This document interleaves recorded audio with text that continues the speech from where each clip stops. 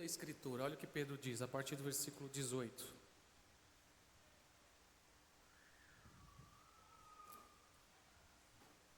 Segunda Pedro, capítulo 1, versículo 18. Nós ouvimos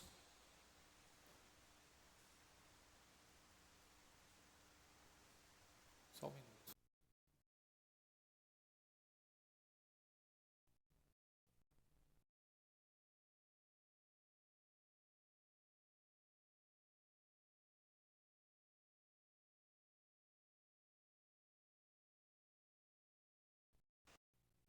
Preste atenção.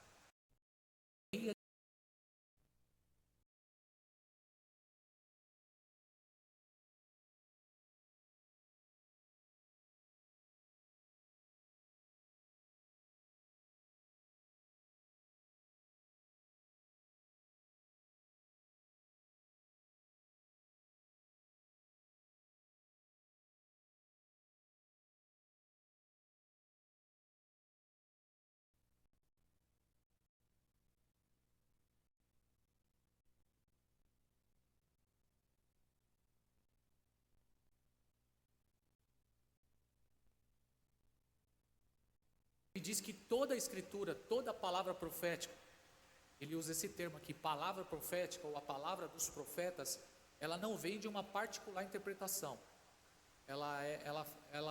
A Escritura não vem do coração do homem.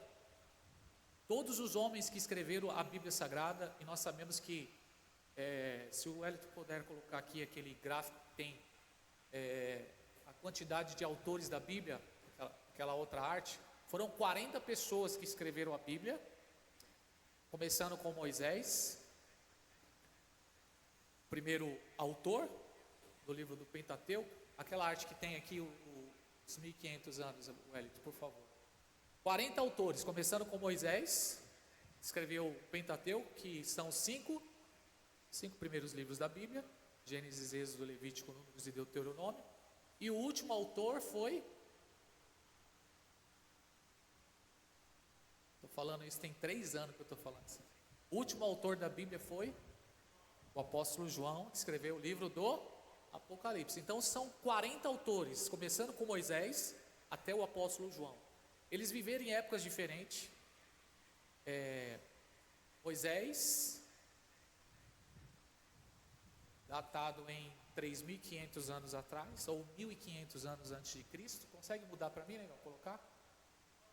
Aquela outra que está aí, aquela outra que eu mandei para você. 1.500 anos antes de Cristo, e João, 100 anos depois de Cristo. Ou seja, um período aproximadamente de 1.600 anos em que toda a Escritura foi escrita, ok? 1.600 anos, 40 autores diferentes, 40 homens diferentes, começando por Moisés e o último autor, João. Entre esses autores nós temos um médico chamado Lucas, nós temos um fariseu chamado apóstolo Paulo, nós temos um boiadeiro chamado Amós, um homem simples do campo, nós temos profetas, nós temos pescadores que escreveu a Bíblia, inclusive o próprio texto que nós lemos aqui de Pedro. Pedro era o quê? Pescador, um homem simples. E esses homens, eles foram inspirados pelo Espírito Santo para escrever a Bíblia. Então a palavra de Deus, Pedro está reforçando aqui que toda a Escritura, ela não vem de uma particular interpretação, mas esses homens foram inspirados pelo Espírito Santo, e através da vida deles, hoje nós temos a revelação, a boca de Deus, a palavra de Deus, que é a Bíblia Sagrada. Amém, queridos? E outra coisa que Pedro destaca aqui, que eu falei a semana passada, sobre a ênfase que ele dá em conhecer toda a Bíblia. Quando ele fala da palavra profética, a palavra dos apóstolos, ou a palavra dos profetas, ele está dando ênfase ao Antigo Testamento. E aí, se você olhar, tanto Pedro, quanto o Senhor Jesus, quanto o apóstolo Paulo, eles tinham essa mentalidade, e assim eles sempre liam a Escritura. Por exemplo, se você ir lá no livro de Atos dos Apóstolos, você vai ver que o primeiro sermão de Pedro, nós falamos a semana passada disso aqui, a primeira pregação de Pedro foi em Atos 2. Se você olhar, você vai ver alguns sermões de Pedro, Atos capítulo 2, Atos capítulo 3, você vai ver Pedro pregando. E a ênfase da pregação dele era sempre destacar toda a visão bíblica. Então ele sempre começava citando de quem? De Abraão, dos patriarcas. Então ele vinha nesse panorama. Eles tinham isso como algo natural. Então eles citavam isso de forma natural na sua mensagem. Então Pedro, para explicar que Jesus era o Messias, ele começava contando a história desde Abraão. Então toda a pregação deles era uma visão panorâmica. Sempre eles iam falar dos patriarcas, eles iam citar o que aconteceu no Êxodo, iam falar de Moisés, eles iam tratar dos profetas. Você vai ver isso na vida de Pedro. Se você observar, você vai ver isso na vida. Nós citamos a pregação de Estevão. Quem estava aqui a semana passada? Nós lemos a pregação de Estevão aqui. Pode chegar, meu orador. Atrasado, vou descontar pontuação sua, tá bom? Seja bem-vindo, tá bom? Vou descontar a pontuação. E você vai ver isso na vida do apóstolo Paulo, também nas suas mensagens. Paulo sempre vai pregar em Atos 13, ele vai falar sobre isso. Atos 17, que são pregações desses apóstolos. Então eles tinham essa visão panorâmica. Eles não apenas citavam trecho da Escritura, como muitos de nós hoje fazemos. Nós pegamos um recorte apenas da Escritura, mas sempre numa visão total do plano de Deus, sempre com essa influência de que existe um propósito de Deus da Escritura de Gênesis a Apocalipse. Então, isso é maravilhoso e é o que nós estamos fazendo aqui nos nossos estudos, trazendo essa ênfase, esse panorama bíblico. Nós queremos conhecer toda a Bíblia.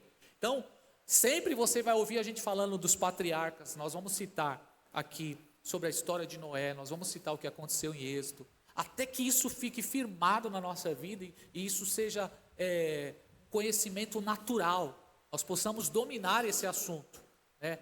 Quando o Senhor Jesus está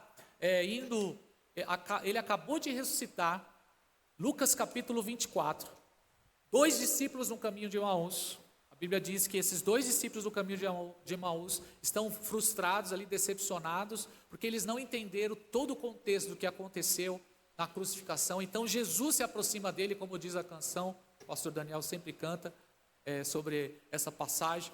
E aqueles homens não compreenderam os fatos, não compreenderam a palavra profética, eles estavam com os olhos fechados. Então Jesus despertou o coração deles e chamou eles de nécios, que são lentos. Jesus falou: vocês são lentos demais, vocês são tolos. Uma forma carinhosa de chamar eles de burro, né? Ou de mente fechada, porque não conhece, porque não está firmado na palavra profética. Porque aquele que está firmado na palavra profética, ele não vai se frustrar. Aquele que está firmado na palavra de Deus, aquele que entende o propósito de Deus revelado na Escritura, ele não se frustra, ele não se decepciona. Então Jesus ele começou a ensinar aqueles homens, e ele começou citando quem? Moisés. Então você vai ver lá em Lucas 24, Jesus citando Moisés. Ele ensinou, falou: convinha que se cumprisse o que foi dito pela boca de Moisés em Gênesis, Êxodo, Levítico, Número, Deuteronômio e todos os profetas. Quantos profetas nós temos no Antigo Testamento? 17 profetas nós temos no Antigo Testamento, 17 livros proféticos. Então você vai ver, Jesus começou a ensinar para eles a Escritura, a palavra profética, ou a profecia bíblica, novamente para despertar o coração daqueles homens sobre os planos de Deus. Então, faz necessário nesses dias nós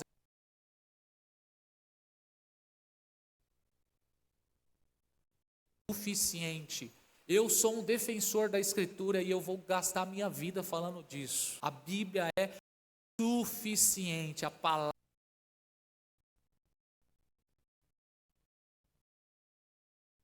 12, ela toca onde ninguém toca, como diz o escritor de Hebreus, ela divide alma e espírito. Se existe algo difícil de você fazer distinção na Bíblia, é a alma e o espírito, elas estão muito conectadas, é difícil, às vezes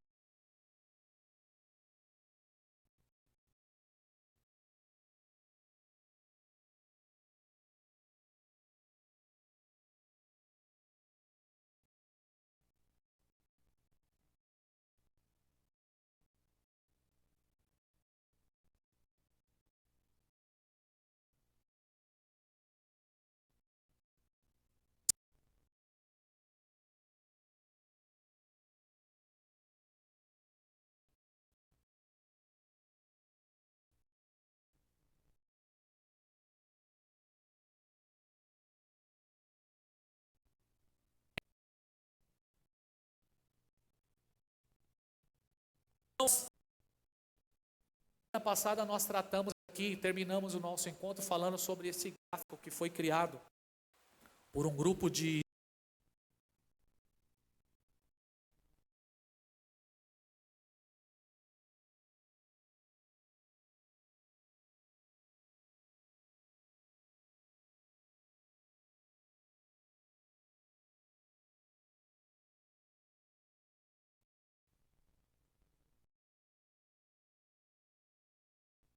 escrituras, mergulharam na escritura e eles conseguiram enxergar mais de 63 mil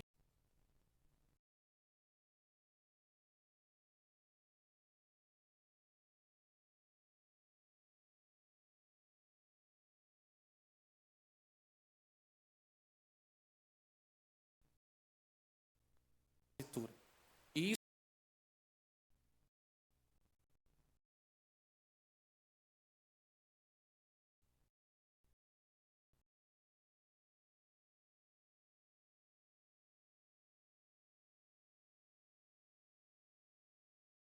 é o chamado para ser profeta, como Amós, escreve uma palavra, tem uma inspiração.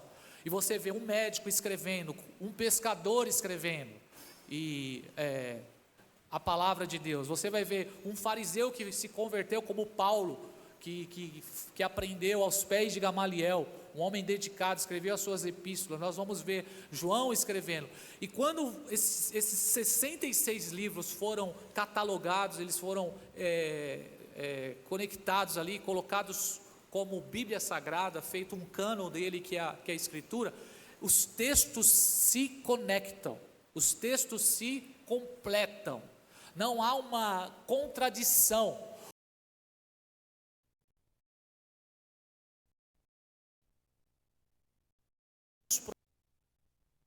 Aquilo que foi no Novo Testamento, aquilo que Paulo ensinou, não há um choque nos textos, não há uma contradição.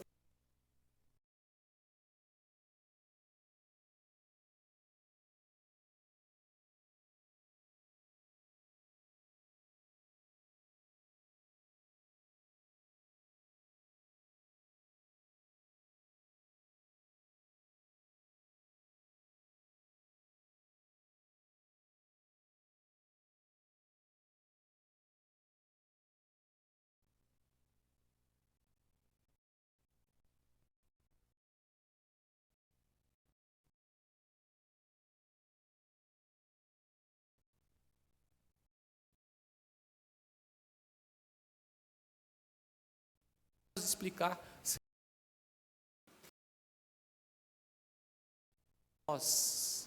Pastor, mas eu não entendo. Você não está entendendo porque você não está lendo o suficiente. Se você se dedicar, você vai entender. Porque foi pescador que escreveu. Foi homem simples que escreveram. E eles foram usados pelo Espírito Santo. E de forma sobrenatural, com a ajuda do Espírito Santo, ele nos revela a Escritura. Então nós aprendemos com a palavra de Deus e isso é maravilhoso. Alguém crê nisso, queridos? Alguém ama a Escritura? De verdade? Então se dedique a ela. No tempo do fim, nesse tempo presente, nessa era que estamos vivendo, mais do que nunca nós precisamos mergulhar na palavra de Deus. Amém? Para não sermos levados por vento de doutrina, para não sermos iludidos por qualquer nova teoria ou nova doutrina que aparecer por aí, e a gente ser enganado. Pode falar, querido.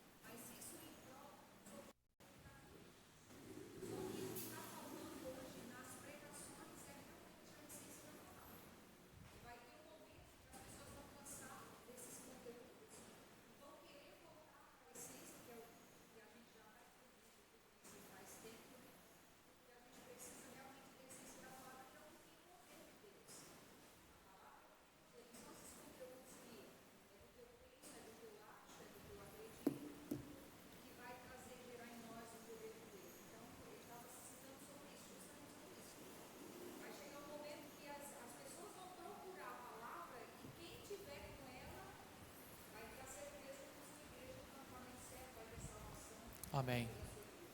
É o caminho mais longo, mas é o caminho certo. Amém, queridos? Não dá para cortar caminho, porque a gente vive um pragmatismo. O que é pragmatismo? É um resultado imediato. Isso é pragmatismo. É a pessoa que quer um resultado imediato. As pessoas querem as coisas muito práticas hoje. Eu quero 3 pontos, eu quero 5 pontos, eu quero um curso, eu quero um final de semana e resolver meu problema. E não é assim. Com Deus não funciona dessa forma. Deus quer profundidade, Deus quer relacionamento, Deus quer sentar. Deus quer. Jesus quer sentar na mesa. Se você olhar, nós temos os sermões de Jesus, Mateus 24, é um sermão escatológico de Jesus. Nós temos o Sermão do Monte, Mateus 5, 6 e 7, que é um convite a uma vida radical. Sermão de Mateus 5, 6 e 7, que é o Sermão da Montanha, é um convite a uma vida radical. Nós temos o maior sermão de Jesus, que foi pregado para os seus discípulos na última semana, que vai de João capítulo 13 a João capítulo 17, são 5 capítulos ali profundos, e quando você medita, e você olha para o discurso que é dito hoje, ou para a pregação, e você vai ficar em crise, porque vai contradizer. Então tem muita coisa sendo ensinada hoje que cai em contradição, ok? Com aquilo que Jesus ensinou, vai cair em contradição. Muita coisa hoje que é ensinada no sermão, nas igrejas, não estou generalizando. Existe, como a pastora falou sobre o irmão Luiz Hermínio e tantos homens de Deus e mulheres de Deus aí que Deus tem levantado. Mas nós temos que fazer como Paulo, ouvir tudo, reter o que é bom, e ser como os crentes de Bereia, de Atos 17, o pastor Daniel pregou alguns dias atrás, que nós temos que examinar para ver se a Escritura, ela está realmente, está baseado na Escritura. Então, deu para pegar aqui, queridos? O nosso semestre passado, o nosso ano, nós fizemos muito dessas conexões aqui, entre o Antigo e o Novo Testamento, nós fizemos muito essas conexões. Para você ter ideia, existem citações diretas de um versículo no Novo Testamento, citando, por exemplo, o Antigo Testamento. Eu falei domingo sobre Jesus declarando uma palavra na cruz, das 7 palavras que ele falou, ele declarou a frase, Eli, Eli, lama sabachthani, Deus meu, por que me desamparaste? Jesus está citando o Salmo 22. Jesus está citando a Escritura. Então existe uma citação direta. Nós vamos ver isso aqui, eu vou fazer algumas conexões aqui rápidas, só para a gente ter essa ideia, mas você vai ver isso, muita profecia no Antigo Testamento sendo cumprida na primeira vinda de Jesus. Quando Jesus se manifestou na sua primeira vinda, você vai ver muita profecia acontecendo, palavras que foram ditas pelos profetas, nos 17 livros proféticos e por Moisés também, e nos Salmos, que até mesmo naquele momento o profeta nem entendeu o que ele estava falando. Talvez ele estava dirigindo uma palavra para o rei, para o povo, mas aquela profecia ela tinha uma dupla referência, era uma palavra inspirada por Deus, era um apontamento para o futuro. Então nós vamos ver muito isso na Escritura. Por exemplo, vamos ler Isaías 7,14 e vamos ver a confirmação em Mateus 1, 22, 23. Vocês estão aqui, gente? Amém? Vamos ler Isaías 7,14, a profecia e o cumprimento dessa profecia em Mateus capítulo 1, versículo 22 e 23, amém?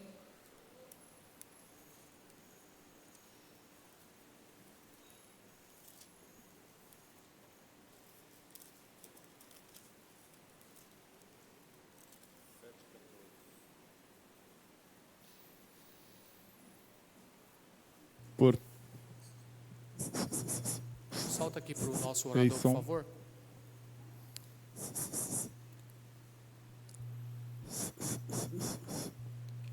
Enquanto isso eu vou ler para adiantar. Eisson. Portanto, o mesmo Senhor vos dará um sinal. Eis que uma virgem conceberá e dará à luz a um filho, e será seu nome, Emanuel.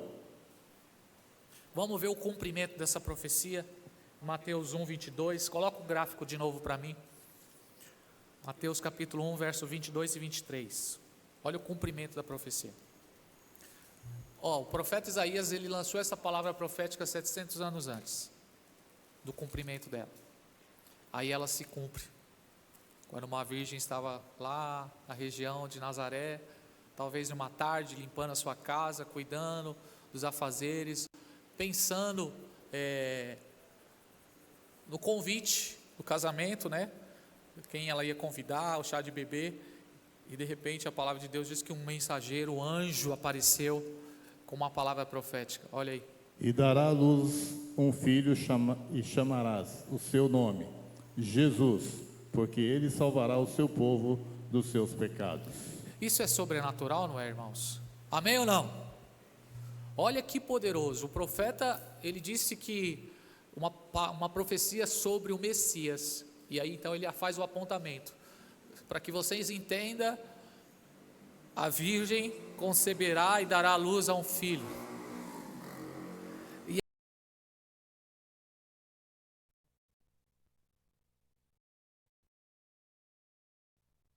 Em Jesus. Imagine dentro do nosso gráfico aqui, aproximadamente aqui nesse ponto, o ministério do profeta Isaías.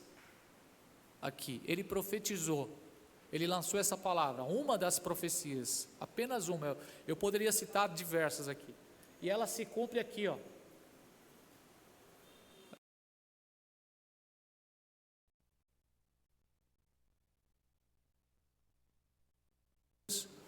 O anjo do Senhor, o anjo mensageiro Gabriel foi até Maria para anunciar que chegou o momento do cumprimento da profecia bíblica. Nós vamos ver isso na escritura de diversas passagens. Eu tenho bastante texto para citar, mas eu não vou citar, senão a gente não vai avançar aqui.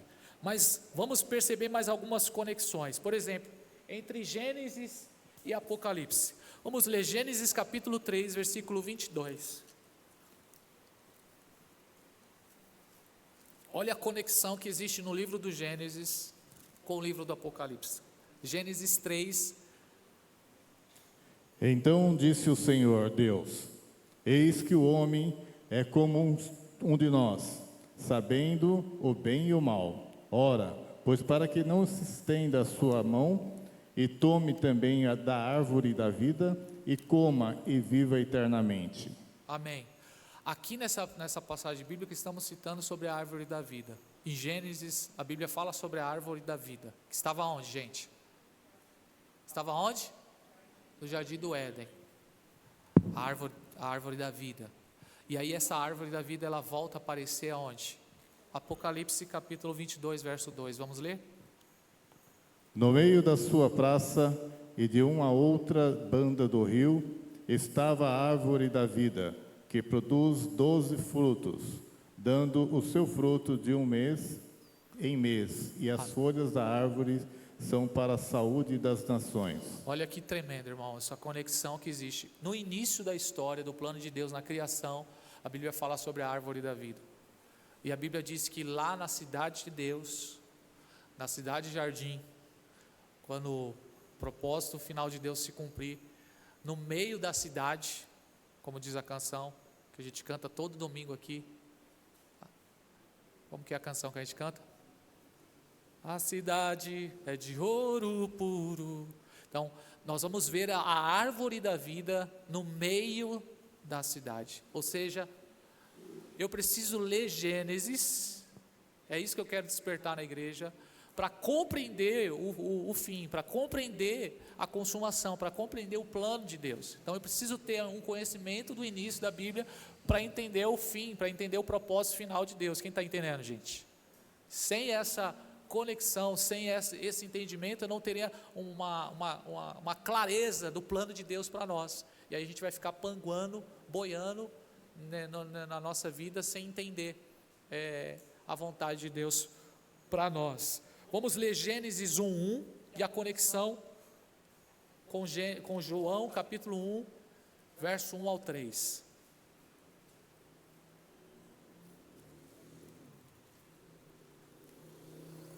E no princípio criou Deus os céus e a terra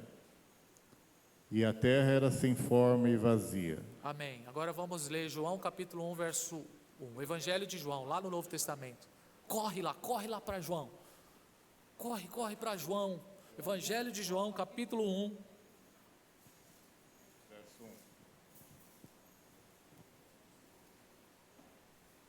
Do verso 1 ao verso 3, vamos lá. No princípio era o Verbo, e o Verbo estava com Deus, e o Verbo era Deus. Ele estava no princípio com Deus. Todas as coisas foram feitas por ele, e sem ele nada do que foi feito se fez. Nele estava a vida, e a vida era a luz dos homens. Amém. O que você entende dessas duas passagens? Se você for parar para pensar e refletir nelas. O que João está fazendo aqui? João está conectando o início da criação, quando Deus criou céus e terra. No princípio criou Deus os céus e a terra. E ele está dizendo que Jesus estava presente no princípio. Então ele faz a mesma citação, ele faz essa conexão. Quem está percebendo a conexão? E o que ele diz aí? Em João capítulo 1, verso 2, sem ele nada do que foi feito se fez. No princípio era o Verbo, e o Verbo era Deus, e Jesus estava no princípio, e sem ele nada do que foi feito se fez. Vocês podem glorificar Jesus por isso, irmãos? Isso é maravilhoso. A gente está citando algumas, mas imagina estudar 63 mil conexões, 63 mil palavras que se conectam, profecias que se conectam. Se você ler a passagem de Abraão, nós temos as tipologias. No ano passado nós falamos muito sobre as tipologias. O que é uma tipologia? Alguém lembra? Uma tipologia, o que é? Um tipo. É uma mensagem por uma figura, ou por uma passagem bíblica que representa algo profundo. Por exemplo, Gênesis capítulo 22, vai citar sobre aquela passagem de Abraão e Isaac. Quem conhece? Quando Deus pede para o quê? Para Abraão ofertar o seu filho. Essa história é verídica, aconteceu, amém, queridos? Quem crê nisso? Literal. De fato, houve um dia que numa madrugada Deus chama Abraão para um desafio, provando a fé de Abraão. Ele tinha um filho que era o filho da promessa, Isaac, e Deus diz: eu quero que você suba a montanha para adorar. Lembrando aqui que a adoração, até nesse momento aqui, não tem nada a ver com música. Toda vez que a gente fala de adoração, a gente lembra de música, né? Mas a adoração tem a ver com obediência. Adoração é sacrifício. Está aqui, irmãos, é uma atitude de adoração. Tem gente que acha que adora só quando está louvando. Adoração envolve sacrifício. Irmãos, vamos lá, pensa aqui comigo, quem está aqui? Você faz tudo que você gosta? Por exemplo, você trabalha porque você gosta? Quem gosta de trabalhar, levanta a mão, por favor. Não, tem gente que gosta sim, eu gosto. Sim. O que você gosta de fazer assim? Eu gosto de comer bem. Por exemplo, academia. Tem gente que é negócio de academia. Academia, se você não for disciplinado para o negócio, não vai funcionar. Você vai fazer 3 sessões lá e vai faltar 4, o problema vai ficar pior. Entendeu? Aí você achou que desbravou, não desbravou nada. Mas você faz porque você gosta, você faz porque é necessário. Criança que faz as coisas porque gosta. Criança funciona dessa forma. Adulto faz o que é preciso fazer. Então eu acordo cedo porque eu tenho responsabilidades. Quem está entendendo? Vamos lá, quem está entendendo? Por que você acorda cedo, vai trabalhar, todo esforço? Porque você tem compromisso. Isso é coisa de adulto. Isso é coisa de gente responsável. Ok? Ok? Ok ou não ok? Você é responsável, sim ou não? Você tem compromisso, você tem horário, você tem responsabilidade. Eu, como tio de peru aí, tem as crianças. Se eu faltar com uma criança, vou mexer na logística de toda uma família. Porque a mãe precisa sair para trabalhar e ela confia que o tio vai passar no horário, deixar a criança. Se de repente eu não passo lá, eu estou mexendo com a vida, com toda uma dinâmica de vida de uma família. E se aquela pessoa tiver uma semana difícil de pressão no trabalho, e tiver prestes a ser mandada embora, e o tio faltou e ela não tem com quem deixar a criança dela, pelo amor de Deus, que loucura. Porque um irresponsável acordou atrasado. Porque existe o quê? Uma responsabilidade na nossa vida. E adoração é responsabilidade, irmãos. Obediência a Deus é responsabilidade. A gente está aqui hoje. Você acha que é fácil estudar a Bíblia? Você acha que é fácil ter que ficar aqui lendo? Você acha que não é fácil? Não é algo tão prazeroso. Deveria ser prazeroso, mas não é, porque exige esforço, exige dedicação, exige disciplina, exige sacrifício.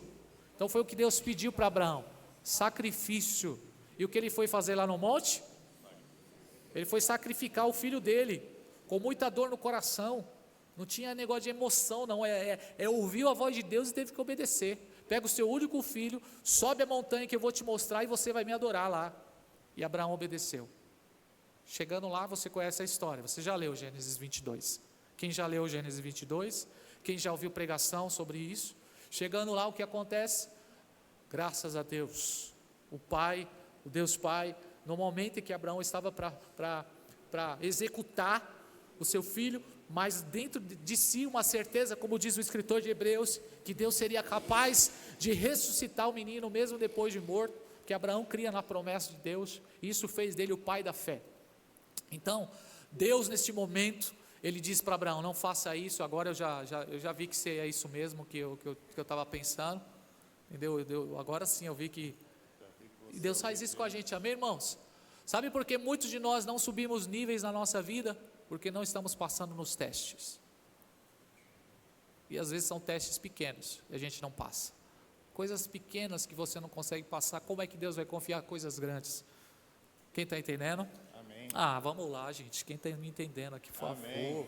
Eu sou carente dessa confirmação. Então, naquele momento, a voz de Deus declarou para Abraão, não faça isso, agora eu sei que temes a Deus, porque você não está negando o seu único filho para mim. E aí, naquele momento, um cordeiro foi providenciado. Aquilo que Abraão profetizou para Isaac no caminho da montanha do Moriá, quando ele perguntou para o filho, pai, o cordeiro, e o Abraão profetizou o cordeiro. Abraão nem sabia do que ele estava declarando, mas Abraão estava lançando uma profecia sobre o cordeiro. O cordeiro, Deus vai providenciar. Quem é esse cordeiro? Jesus é esse cordeiro. Ali Abraão tipifica o pai, Isaac tipifica o filho na montanha do Moriá. E aí nós vamos ver essa tipologia na Bíblia o tempo todo. Nós vamos ver isso na história dos patriarcas, nós vamos ver isso na história de Isaac com Rebeca, nós vamos ver isso na história de José, toda a história de José. Quantos gostam da história de José? Amém. O pessoal gosta de pregar a história de José para falar de superação, para falar de que você vai sair da prisão, vai ser governador. É isso que a gente ouve aí na história de José, mas ninguém quer pagar o preço de José, né? Ficar 13 anos como escravo no Egito, longe de casa, passar processo, ninguém quer. As pessoas só querem o trono, ninguém quer passar pelo deserto, é ou não é? Sim ou não, gente? Ok. A história de José, toda a sua história tem uma tipologia, tem um apontamento profético. Ela faz uma conexão com a história de Jesus. Então existe uma profecia, uma tipologia, um apontamento profético para a história de José. José foi vendido pelos seus irmãos, assim como Jesus foi vendido pelos seus irmãos. Judá vendeu o seu irmão por 20 moedas de prata, que é José. Judas vendeu o seu mestre por 30 moedas de prata. E a história de José tem essa tipologia, esse apontamento para Jesus, essa revelação sobre Jesus. Até cansa de falar, de tanta conexão que tem a Escritura. Por exemplo, vamos lá, Gênesis 1 e 1. A Bíblia vai falar em Gênesis capítulo 1 e capítulo 2. Eu não quero que você leia, mas traga na sua memória. Gênesis capítulo 1 e capítulo 2. O que nós temos ali? Nós temos a criação de Deus, em Gênesis capítulo 1, perfeita. Deus criou todas as coisas de forma perfeita. E aí quando você vai nos últimos 2 capítulos da Bíblia, quais são os últimos 2 capítulos da Bíblia? Apocalipse capítulo 31 e 32, é isso, amém? Amém ou não amém? Quais são os últimos 2 capítulos da Bíblia? Capítulo 21 de Apocalipse e capítulo 22, o que nós temos ali?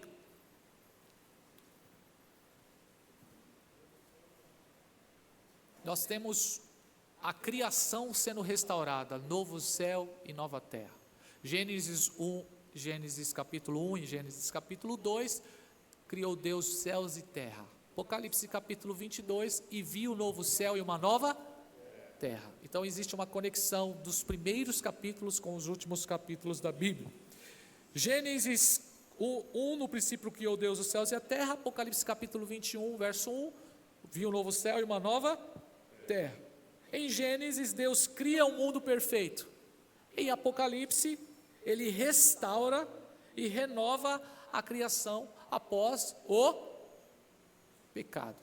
Vamos ler uma passagem bíblica da pregação, um trecho da pregação de Pedro em Atos capítulo 3, por favor, versículo 19. Pedro vai citar isso.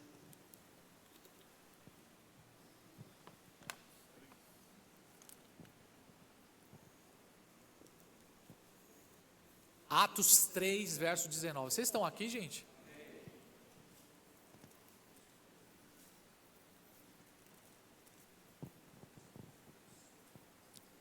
Arrependei-vos, pois, e convertei-vos, para que sejam apagados os vossos pecados, e venham assim os tempos do refrigério pela presença do Senhor. Você está em qual versão, Haroldo? Aqui a sua é antiga. A Thalita até fez essa observação, né? Ele está com a mesma versão, Thalita? Que a Thalita disse, o Haroldo está lendo e eu não estou entendendo nada, porque a minha Bíblia... Lê nessa aqui, ó, bonitona. Ó. NVI, usa a nova versão internacional. Essa aqui é a nova versão Arrependam-se, pois, voltem-se para Deus, para que os seus pecados sejam cancelados. Verso 20. Para que venham os tempos de descanso da parte do Senhor, e Ele mande o Cristo, o qual lhes foi designado, Jesus. Pode ler o 21. É necessário que Ele permaneça no céu até que chegue o tempo em que Deus restaurará todas as coisas, como falou há muito tempo, por meio dos seus santos profetas. Quem prestou atenção que Pedro está falando aqui, na pregação dele? Ele diz assim, é tempo de se arrepender. Amém? E essa mensagem é atual, né? Arrependam-se. Volta lá para o verso 19. Vamos citar a pregação de Pedro. Verso 19. Arrependam-se e volte-se para Deus, para que os seus pecados sejam apagados. Amém, queridos? Glória a Deus. Verso 19, verso 20. Para que venha tempos de descanso da parte do Senhor. Queridos, é isso que acontece quando você tem um encontro com Jesus. Você se arrepende dos seus pecados, Ele tira todo o fardo, todo o peso, todo o cansaço, e vem tempos de refrigério, descanso, que só Deus dá. Glória a Deus, amém? Quem experimenta isso de Jesus todo dia? Descanso de Deus. Continuemos ali, coloca para mim aqui. Na tela, por favor. Corta para mim. Verso 20, volta lá. Para que venha tempos de descanso da parte do Senhor, e Ele mande quem? Cristo. O Cristo. O que Pedro está falando aqui?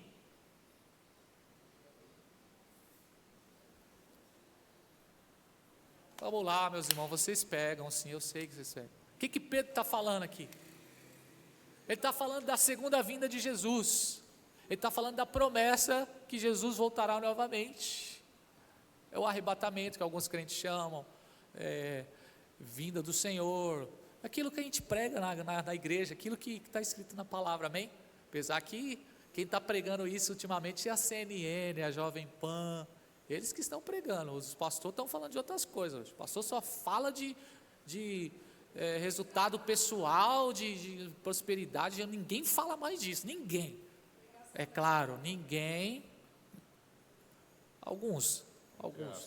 Mas muita gente fala, amém, queridos? Glória a Deus. Pedro está falando o que aqui, Haroldo? Ele manda o Cristo, que já foi designado a vocês, Jesus. Então Jesus é o Cristo. Aí o verso 21. É necessário que ele permaneça no céu até que chegue o tempo em que Deus restaurará todas as coisas, como falou há muito tempo por meio dos seus santos profetas. Pedro não está falando nada novo, ele só está reforçando aquilo que os profetas falaram, da restauração de todas as coisas, de que o mundo... Irmãos, vamos lá. E está fazendo a relação com Apocalipse. Ele está citando o que João... Na realidade, João está citando o que Pedro pregou aqui, porque João foi um dos últimos escritores da Bíblia. Vamos lá. Quando você olha o mundo hoje, do jeito que o mundo está caminhando, o mundo está caminhando para um colapso em todas as esferas. Sim ou não? Sim. Você vê melhor ou piora? O que nós temos visto hoje? As coisas estão melhorando ou estão piorando? Em todas as esferas. Na esfera natural, o que está acontecendo com a natureza? Colapso.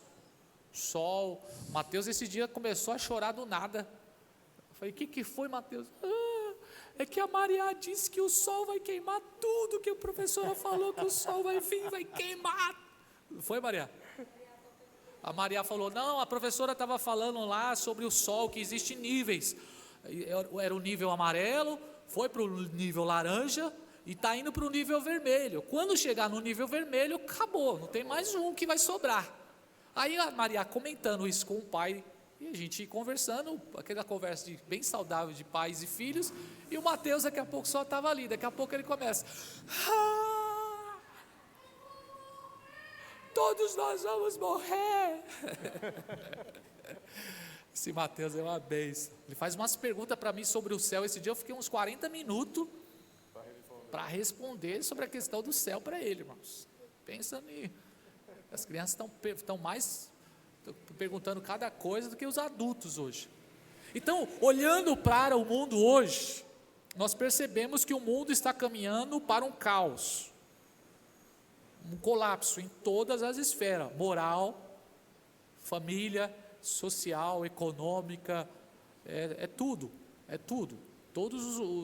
Não há uma perspectiva de melhora, não há uma perspectiva de melhora, e isso é bíblico, a terra sofreu, a criação ela foi afetada pela queda de Gênesis capítulo 3, então em Gênesis capítulo 3 houve a queda. Com a queda de Gênesis 3, vamos ler o verso 17 de Gênesis 3, 17.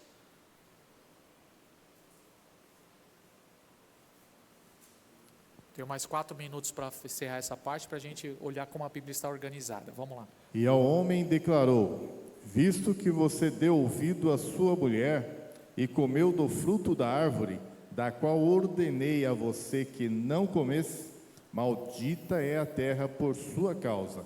Com sofrimento você se alimentará dela todos os dias da sua vida.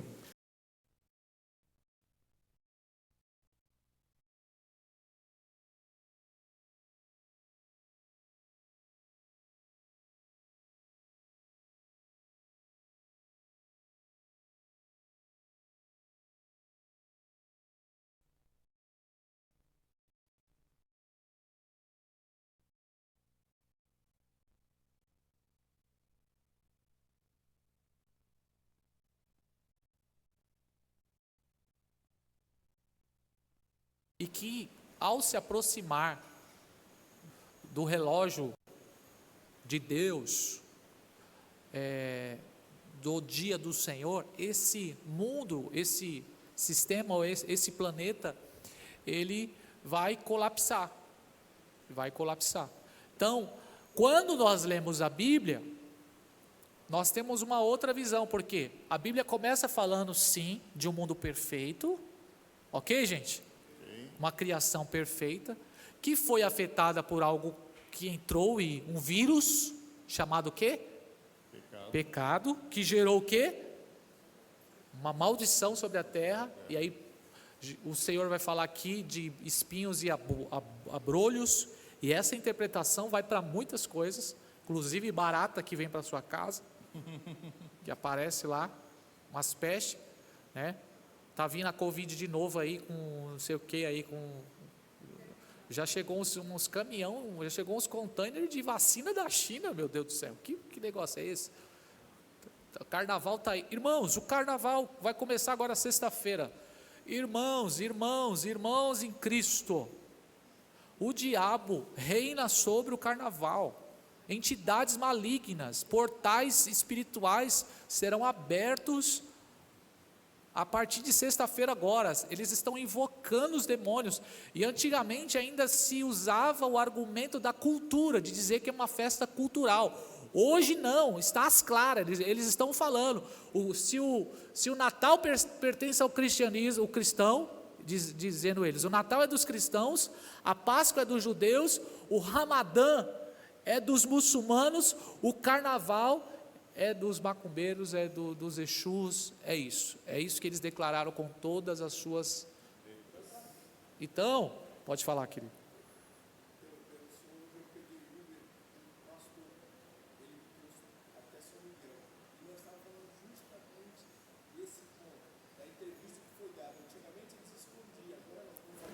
Sim.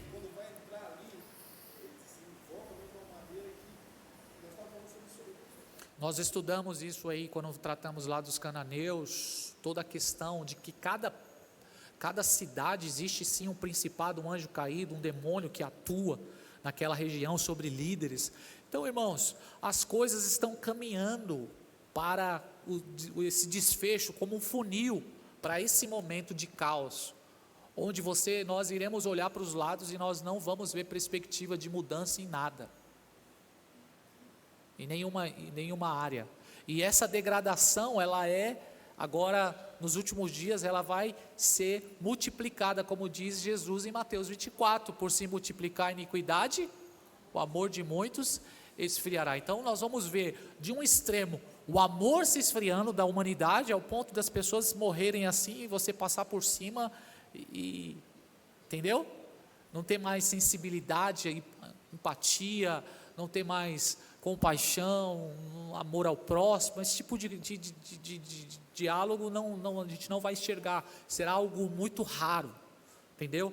As pessoas hoje não serão mais misericordiosas, e Jesus disse no Sermão da Montanha: bem-aventurados misericordiosos, porque eles alcançarão misericórdia. Então não haverá mais misericórdia, as pessoas vão viver cada dia mais esse nível de degradação moral, ética, essa imoralidade dos nossos dias a níveis profundos.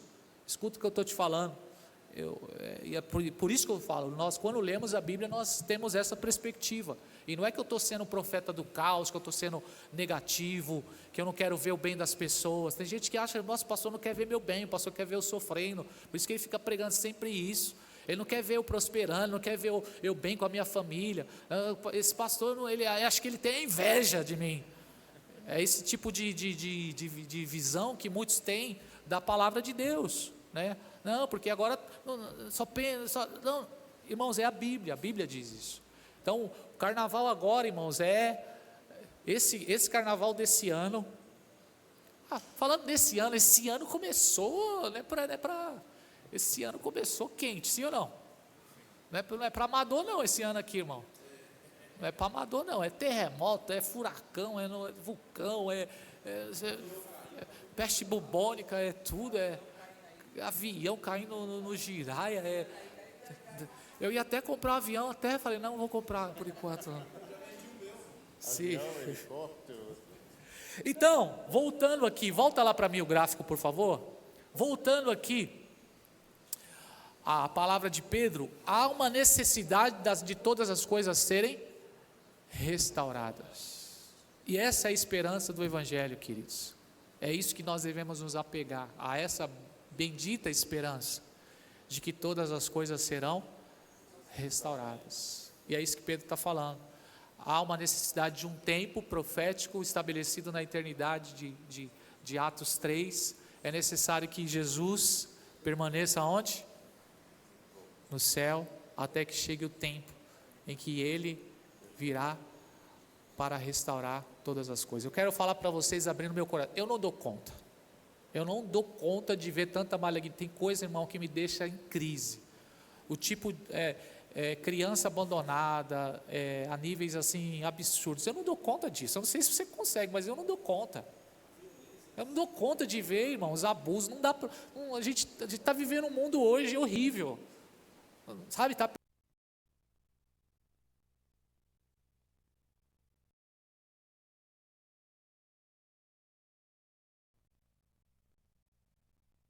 que são da África estão dominados pelo islamismo, o radicalismo muçulmano, que estão matando cristãos. Então eu não dou conta de ver isso, eu não dou conta de ver irmãos nossos sofrendo, não dá conta de ver e esse extremo. Então eu vou falar para vocês, eu não vejo a hora de que esse momento chegue, de que as coisas possam ser restauradas. Quem está entendendo, irmãos? Amém ou não amém? As doenças, cada dia mais o nível de crianças com problema genético aumentando, irmãos. Crianças com síndrome de Down, crianças com Alzheimer, crianças com autismo, crianças aumentando. Alzheimer, perdão, mas autismo, me perdão, o Alzheimer mas se bobear tem criança já com Alzheimer, viu? Pesquisa aí no chat GPT que você vai ver se não tem. Mas é claro que a gente está brincando, mas o assunto é muito sério, de ver. Olha, um ano passado eu entrei em crise no meu ministério, porque eu saí da igreja aqui de um culto avivado, alegre, e eu fui levar a ceia para uma senhora, aqui do lado.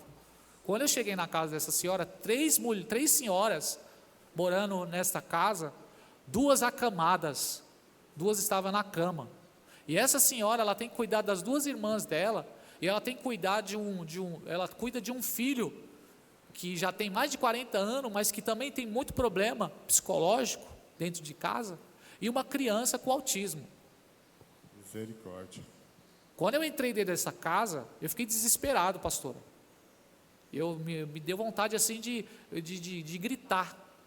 Eu fiquei em choque. Eu não dou conta disso. As minhas emoções, porque para mim não é um trabalho profissional como um cara que chega, não, é profissão. Dali por diante,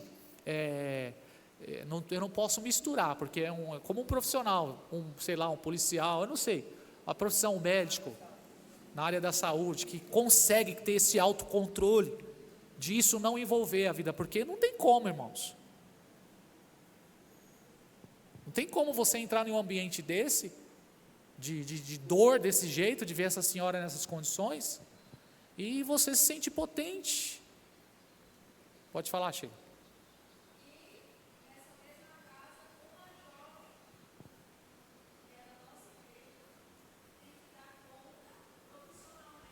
Para poder trazer o sustento, cara.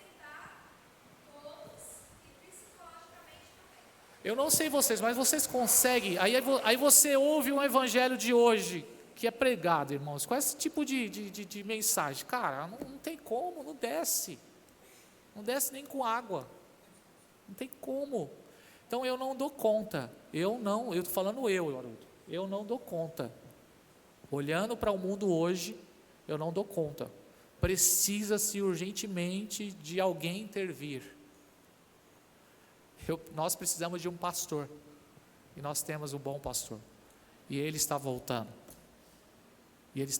para restaurar, ele está voltando para colocar as coisas no seu devido lugar, e Paulo confirma isso. Vamos ler Romanos 8, 17,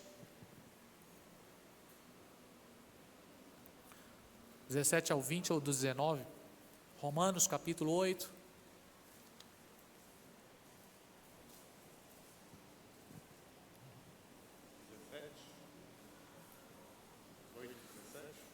só ver aqui, acho que é o versículo 20, se eu não me engano. Só um minuto. Romanos capítulo 8. Pode ser do 18. Vamos ler do 18 em diante. Vocês estão aqui, gente? Sim ou não?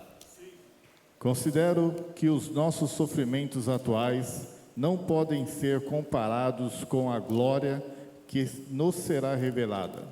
A natureza criada aguarda com grande expectativa que os filhos de Deus sejam revelados, pois ela foi submetida à inutilidade não pela sua própria escolha, mas por causa da vontade daquele que a sujeitou, na esperança de que a própria natureza criada será libertada da escravidão e da decadência em que se encontra, recebendo a gloriosa liberdade dos filhos de Deus. Amém. Olha a promessa, Paulo está falando que a terra está clamando, a terra está escrava, ela está enferma, e ela clama, grita pela manifestação dos filhos de Deus. É claro que hoje esses filhos de Deus é a igreja do Senhor, amém? Quando nós vamos em cada lugar, a igreja é plantada, quando há pregação do evangelho genuíno, levando a mensagem de esperança, de salvação, a cruz, o evangelho de Jesus. Sim, essa manifestação dos filhos de Deus, quando a igreja entra em um ambiente de caos, quando a igreja intervém em uma situação de uma família disfuncional, quando a pregação do evangelho atinge um casamento que estava falido, um relacionamento destruído, uma viúva, glória a Deus, é a manifestação dos filhos de Deus. Mas Paulo fala aqui sobre o tempo, e ele está fazendo esse apontamento justamente para a restauração de todas as coisas. Então Paulo está falando também da restauração de todas as coisas, e ele faz a conexão da segunda vinda de Jesus. Ele está falando, quando os filhos de Deus se manifestar, os filhos maduros, e aí isso vai acontecer no momento em que Jesus voltar, quando os cristãos serem transformados e passarem pela renovação do seu corpo, um corpo imortal, esse plano de Deus se cumprindo. Então a natureza será o quê? Liberta, restaurada, dessa escuridão, desse caos, que hoje nós vemos em todos os lugares, apontando aí para a necessidade da manifestação do reino de Deus. Vocês estão aqui, gente? Vocês amam isso que eu estou falando, ou isso só deixa eu empolgado, ou vocês também? Amém ou não? E aí vai se cumprir o que foi profetizado onde? Em Apocalipse. Vamos ler Apocalipse 21, verso 1, e Apocalipse 22, verso 3. Então vi novos céus e nova terra, pois o primeiro céu e a primeira terra tinham passado, e o mar já não existia. 22, 3. Olha, ali um SAMU passando, com certeza é uma pessoa desesperada.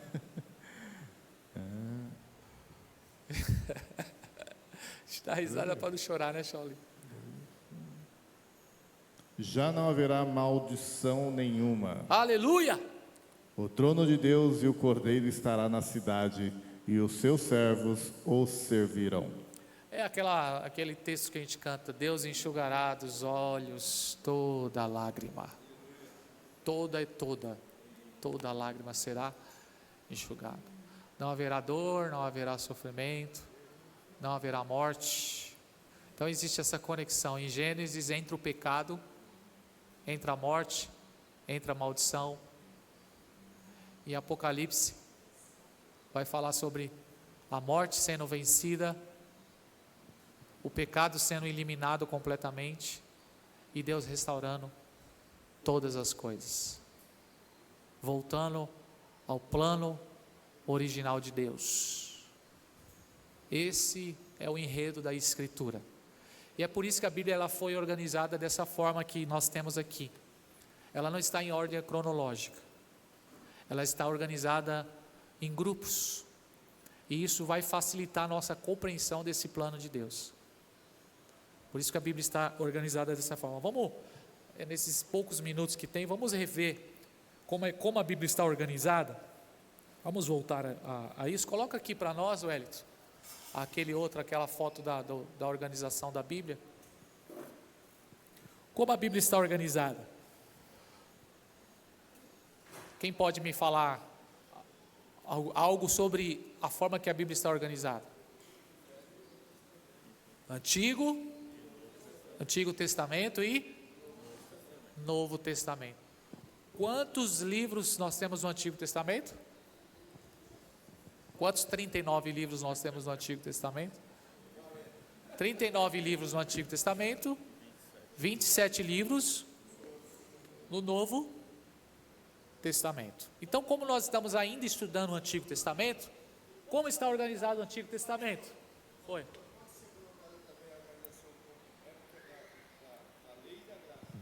Sim. Alguns fazem essa distinção, mas é que no Antigo Testamento tem graça. Não falta graça no Antigo Testamento. E no Novo Testamento também não falta lei. É que a gente tem essa visão, né? No Antigo Testamento era dente por dente, olho por olho, mas no Novo Testamento também tem lei. Jesus, ele é mais ainda, a ênfase é mais radical ainda. Ele fala, na época do Antigo Testamento, se você fosse pego em adultério, se você já pensar, você já se lascou todo, entendeu? Então, qualquer graça e qualquer... Então, no Antigo Testamento, a lei, a ênfase é a lei, sim, mas existe graça de Deus sendo revelada em cada fase. Como no Novo Testamento, a graça de Deus é abundante, mas não falta disciplina, lei. Inclusive, Atos 5 vai mostrar que um casal foi morto no meio do culto. Sim, é isso aí. É isso aí. Gênesis 3,15. Então, qual foi o casal que foi morto na história da igreja de Atos? Quem lembra? Ananias e Safira. O casal foi morto, foi fulminado dentro do culto.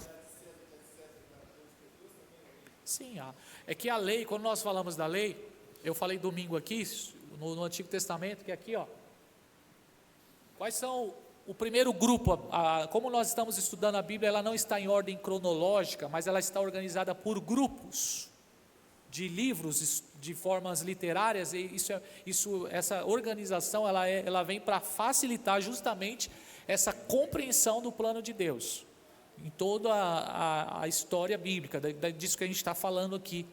Então, a Bíblia não está em ordem cronológica dos fatos.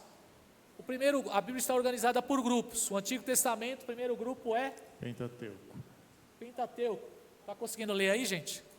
Qualquer coisa vai lá atrás. Quais são os primeiros livros? Esses são o primeiro grupo, que é o Pentateuco. Por que Pentateuco? 5 livros, né?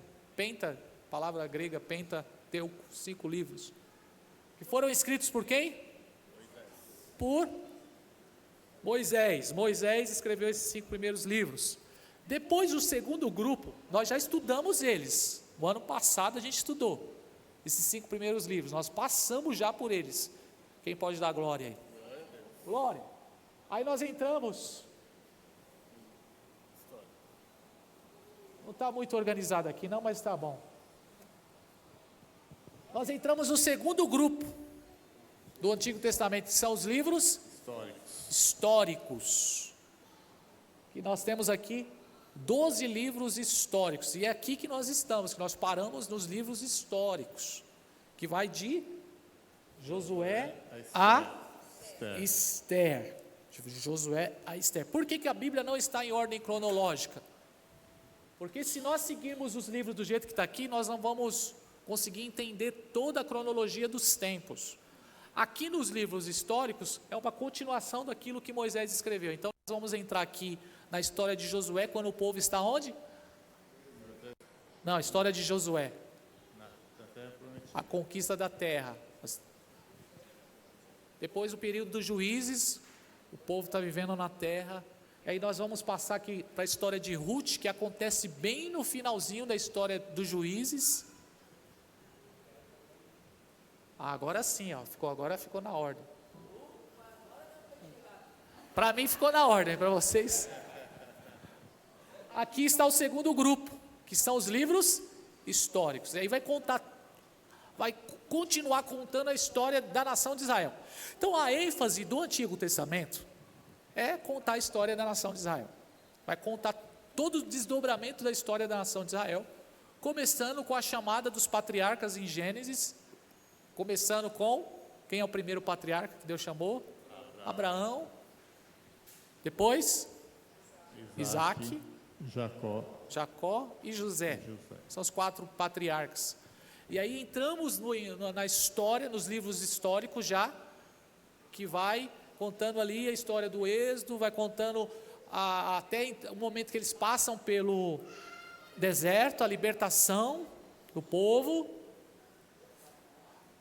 e a entrada em Canaã, e vai contando toda a história da nação de Israel, desde ali da terra da promessa, Canaã, com Josué conquistando as 12 tribos, depois o período dos juízes, em que essas 12 tribos eram para ser governadas por Deus, porém eles rejeitaram e havia ali um anarquismo, eles abandonaram a Deus e entramos em um outro patamar, que é o que nós estamos, que é a história de 1º e 2º Samuel, que vai falar sobre o período da monarquia em Israel, os reinos de Israel. Então todo o Antigo Testamento aqui vai narrar sobre a história da nação de Israel. Agora, onde entra a confusão das pessoas? Porque se você pegar só os livros históricos, ele vai narrar desde da conquista da terra. Quem está aqui, gente? Da conquista da terra, o período de Josué. Vai narrar o período dos juízes. Vai contar sobre o período da monarquia, chamado do rei Saul, rei Davi, o reino unificado, a conquista de Jerusalém. Depois vai narrar, é o que nós estamos estudando, nós vamos continuar. A história de Salomão. Quem já ouviu falar sobre Salomão? O auge, o reino, o templo construído. Depois de Salomão, vem um período difícil, que é a divisão de Israel. Israel se divide, porque o filho de Salomão pisou na bola, e o filho de Salomão, Roboão, pisou na bola, e aí o reino de Israel, as 12 tribos se dividiram, reino dividido, e aí vai narrar toda essa história, até chegar um momento em que a nação de Israel é levada para o cativeiro babilônico. Por isso que a gente tem que estar familiarizado com essa história. Se você não tiver isso na sua mente, toda pregação que você vai ouvir, você vai confundir. Aí você não vai conseguir compreender o tempo, as estações, vai conseguir. Agora, se você tem essa linha cronológica, se você tem esse entendimento na sua cabeça, fica mais fácil a compreensão do período, você vai entender.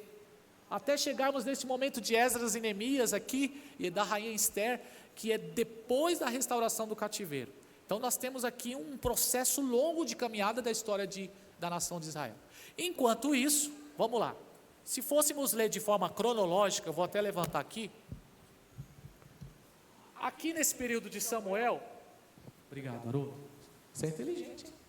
Aqui nesse período de Samuel, vai contar a história do rei Davi, que escreveu o quê? O livro de Salmos.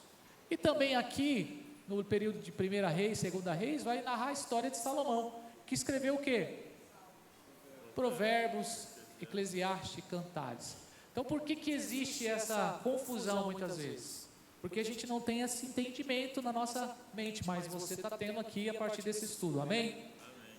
Então a história, se fôssemos criar de forma cronológica, o livro de Salmos deveria estar aqui, o livro de Provérbios e Cantares de Salomão deveria estar aqui nesse período, ok? E aí há essa falta de compreensão e a gente confunde isso. Mas lembra que eu falei, a Bíblia foi organizada dessa forma, justamente para explicar o plano de Deus, para explicar o propósito de Deus. E aqui na história dos reis, aqui na história de Crônicas, de Esdras, todos esses profetas aqui, ó, que são chamados profetas maiores e os profetas menores, 5 profetas maiores, cuidado, e 12 profetas menores, eles estão profetizando aqui, ó, nesse tempo. Só que na organização aqui, os livros dos profetas está posterior ao período dos reis, ao período de Samuel. Mas existe um ministério simultâneo dos profetas na história da nação de Israel. Então nós vamos passar por essas histórias aqui, e depois nós vamos entrar no livro dos profetas e vai se aprofundar de uma forma mais clara. Então você vai entender, por exemplo, profeta Isaías, qual época que ele profetizou. Nós vamos entender o ministério de Jeremias, em que período foi. Se entendermos, vai estar bem aqui na história de Crônicas, no momento lá do rei Acaz. O reino já foi dividido. Hã? Alguém falou alguma coisa? Ah, não. Falando, deita aqui, menininho, para dormir. Então você vai ver os ministérios, o ministério profético, os profetas profetizando simultaneamente dentro da história da nação de Israel. E aí quando nós chegarmos aqui em Crônicas, vai ficar um pouco mais claro para nós, você vai ver que vai acontecer algo terrível na nação de Israel, que é chamado do cativeiro babilônico, que o povo é levado de Jerusalém e é levado cativo lá para a Babilônia. E aí Deus vai levantar alguns profetas nesse período. Pelo menos nós temos 3 profetas que profetizaram nesse período. Alguém arrisca dizer? Jeremias, ele está profetizando já, preparando o povo. Vai acontecer. É antes do cativeiro. Não tem conversa. Se arrependa. Se você já está tudo... Babilônia está vindo aí. Daniel, um profeta que viveu aonde? Na Babilônia. Outro profeta que nasceu dentro da Babilônia.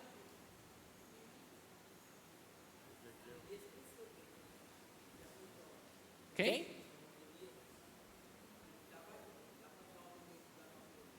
O Neemias, ele nasceu na Babilônia, mas bem no finalzinho, porque ele é um dos caras que Deus vai usar para reconstruir a cidade depois. Ai, pastor, minha mente já confundiu tudo. Confundiu ou não? Está pegando, gente, ou não? Está conseguindo pegar, Sassá? O Sassá fez um sim assim bem? Hã? Mas por que nós temos essa confusão? Justamente porque, vamos pensar o seguinte, você se converteu, você ouviu o Evangelho, o Espírito Santo entrou no seu coração, já está na hora de terminar? Já. Falta 4 minutos. O Espírito Santo entrou no seu coração, você entrou dentro da igreja, aleluia, glória a Deus, chorou, você não sabe de nada ainda. Você é uma criancinha na fé. Amém? Aí você chega no domingo, o pastor está falando aqui, então nós temos o cativeiro babilônico. E quando aconteceu o cativeiro babilônico, houve uma divisão e tal, e o pastor começa, você fica ouvindo aquilo, você fala, não, eu só creio porque o pastor está falando, mas eu não entendo. Isso é natural, é como se você entrasse dentro do ônibus andando, entendeu? Então nós não temos assim, não dá tempo de ter um discipulado, dá tempo sim, se vir quinta-feira estudar, se vir aqui quinta-feira vai aprender essas coisas. Porque numa mensagem de domingo, dificilmente o pregador, ele vai conseguir ensinar isso para a pessoa. Então ela não vai conseguir discernir nada. Então ela vai falar que a figueira não foi Zaqueu que subiu, mas foi Oséias que subiu da figueira. A história de Jezabel. Sim. Então, dentro dos livros históricos aqui, Aline, você pode assim, você consegue falar o período do fato que aconteceu com Jezabel? Onde a história de Jezabel está acontecendo? No livro dos Reis. Logo aqui entre 2 Reis, ou também no livro dos Crônicas, que é uma repetição da história dos reis, que vai contar esse fato sobre essa rainha chamada Jezabel, que casou com um rei chamado, e Acabe era rei mas Israel tinha sido dividida, então havia o reino do norte, Israel, e o reino do sul. Então, enquanto no reino do norte Deus está usando Elias, no reino do sul Deus está usando outros. Deus está usando Isaías, Jeremias. Está acontecendo simultaneamente a história. Não foi assim. São contemporâneos. Talvez nem se conheceram. Depois que morreram, se encontraram lá. Depois que o Isaías, que foi cortado ao meio, e o Elias também. O Elias subiu na carruagem de fogo, né? Aí se encontraram lá e aí foi uma festa maravilhosa. Sim. Mas por que nós não temos essa compreensão? Porque nós não conseguimos separar dessa forma, nós não temos esse entendimento claro na nossa cabeça, nós não estamos familiarizados com esses assuntos. Isso é natural, diante da demanda de hoje, de todo o mundo que a gente vive hoje, não dá tempo.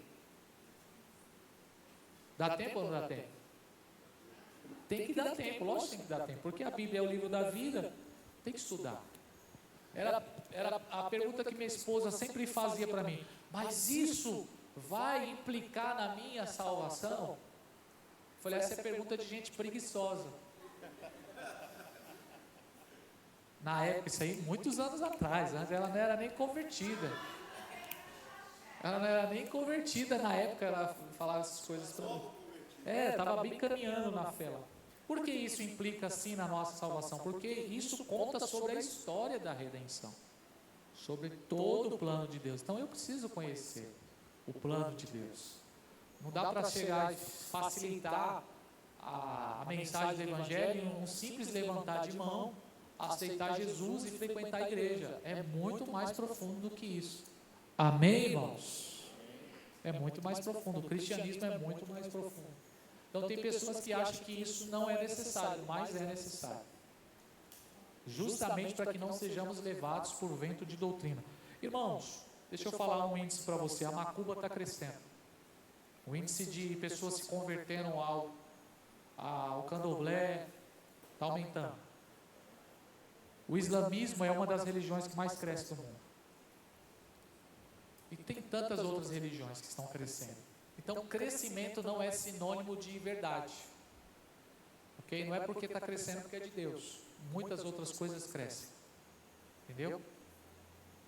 E o cristianismo sim tem um crescimento, mas não é um crescimento com resultado, com qualidade, só quantidade, por conta dessa superficialidade. Então nós vamos encerrar por aqui, só concluindo aqui o Antigo Testamento. Então nós temos 4 grupos de livros no Antigo Testamento. O primeiro grupo é, vamos lá, declare comigo, Pentateuco. É o primeiro grupo de livros. O segundo grupo são os livros históricos. São 12 livros, que vai de Josué a Esther. Vai de a Esther. O terceiro grupo de livros são chamados de livros poéticos ou livros de sabedoria. Porque aqui tem muita poesia. Aqui tem muita arte. O livro de Jó, apesar de ser uma narrativa, é um livro que contém muita alegoria. Um livro que ele foi escrito com uma linguagem artística, uma linguagem poética. Então, por isso que ele está dentro desse grupo aqui. É um livro que vai tratar sobre poesia. Apesar de ser um livro histórico, você vai ver muita poesia no livro de Jó. O livro de Salmos, que é um livro de cânticos, 150. O livro de Provérbios, que são ensinamentos. E o livro de Eclesiastes também. E Cantar de Salomão, que também é um livro alegórico. É um livro que vai tratar sobre um romance. Quem gosta de romance? Quem gosta de romance? Quem é romântico aqui? Meu Deus, ninguém é. Esse é o terceiro grupo. O quarto grupo de livros do Antigo Testamento é os profetas. Então, sem ler. Primeiro grupo, Pentateuco.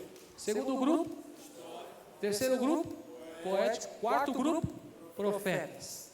E esse quarto grupo ele é dividido entre profetas maiores e profetas menores. Os maiores são 5. E por que são profetas maiores? Porque eles são mais importantes? Não, por quê? O tamanho do livro, o tamanho da profecia. Então, Isaías, por exemplo, é um resumo, tem 66 capítulos. É um resumo de toda a Bíblia, o livro de Isaías. E os profetas menores. Encerrando aqui o Antigo Testamento, o Novo Testamento, como é que ele está organizado? Nós temos o primeiro grupo, que são os evangelhos, Mateus, Marcos, Lucas e João. Nós temos o segundo grupo, que é o livro, é o único livro só, que é o livro de Atos, que é um livro histórico, porque ele está narrando a história da igreja. Amém. Depois nós temos o terceiro grupo, que são as cartas paulinas. Por que cartas paulinas? Porque quem escreveu foi? Se fosse Sandro, seria cartas sandrinas. Se fosse o Sandro, seria cartas sandrinas. Essa piada ficou boa, né? Depois nós temos as cartas gerais. Por que cartas gerais? Porque são cartas escritas por diversos autores. Nós temos Hebreus, Tiago, Pedro, que escreveu 2 cartas. Nós temos João, que escreveu 3 epístolas. Nós temos Judas, que é o Judas Iscariote. Não é não? É quem é esse Judas aqui? É servo de Jesus, meio irmão de Cristo. E o último livro, que é um profético, que é o livro do Apocalipse. Então, essa é a organização dos livros da Bíblia, está organizado dessa forma para facilitar a nossa compreensão sobre tudo aquilo que eu falei do plano de Deus. Samuel é considerado profeta, porém ele não escreveu um livro com o seu nome, mas ele escreveu um livro com o seu nome, 1º e 2º Samuel. É que ele está dentro do grupo do histórico, porque ele está contando a história, não só está profetizando. Mas ele foi considerado o primeiro profeta. O ministério profético começa com Samuel. É isso que Estevão cita lá, começando com Samuel. É muito conteúdo, já estou cansado aqui de ensinar. Vamos ficar de pé? Profeta Eli, sim. A história do profeta Eli nós vamos citar na próxima aula. Quem vai vir à próxima aula? Próxima aula nós vamos mergulhar em 1º e 2º Samuel. Fechou? Depois que nós mergulharmos em 1º e 2º Samuel, nós vamos avançar para Reis. Depois nós vamos 2ª Reis, Crônicas, e aí assim sucessivamente, se Deus permitir e nos der vida até lá. Quem pode dizer graças a Deus? Feche seus olhos, vamos orar para agradecer a Deus. Pai, muito obrigado por essa noite, por esse tempo, por essa escola, por essa mesa, por esse tempo de conhecimento, de profundidade, de dedicação à Santa Escritura, Senhor. Livro sagrado, palavra revelada, palavra profética, o livro dos livros, a Bíblia, a qual o Senhor entregou, confiou a 40 autores que foram usados para escrever, inspirados pelo Teu Espírito Santo, e hoje nós temos acesso a essa revelação profunda e temos conhecimento, Senhor, do plano que o Senhor tem para as nossas vidas. Perguntas como: quem sou eu, para onde eu vou, qual é o meu propósito de vida, Senhor, nós encontramos a resposta nesse livro, Senhor. Em nenhum outro lugar, Senhor. Nenhuma ciência pode explicar isso. Nenhuma ciência completa, Senhor, esse vazio dentro do nosso coração, a não ser a Tua palavra. Ela nos traz luz, ela nos traz esperança. Senhor, desperta a Tua igreja, Pai. Desperta o Teu povo, desperta essa geração, Senhor, para ser uma geração profunda, uma geração que ama a Tua palavra, que se dedica à Tua palavra, Senhor. Assim como Abraão subiu para sacrificar, que possamos nos sacrificar, Senhor, nos dedicar ao estudo da Escritura, a Tua palavra, ler diariamente, Senhor, e se dedicar a ela. Abençoe a Tua igreja, abençoe o Teu povo, abençoe o nosso ministério. Nós oramos e agradecemos a Ti em nome de Jesus. Amém, graças a Deus. Aplauda o Senhor, queridos. Deus abençoe. Espero que tenha sido válido para você. Receba a bênção apostólica, amém? Que o amor de Deus Pai, que a graça de Cristo Jesus e que a comunhão do Espírito Santo esteja sobre você, sobre a sua família, sobre a sua casa. Em nome de Jesus, aquele que crê, declare amém. Glória a Deus. Próxima semana vocês podem opinar, vocês podem comentar, para que seja dinâmico, tá bom? Deus abençoe.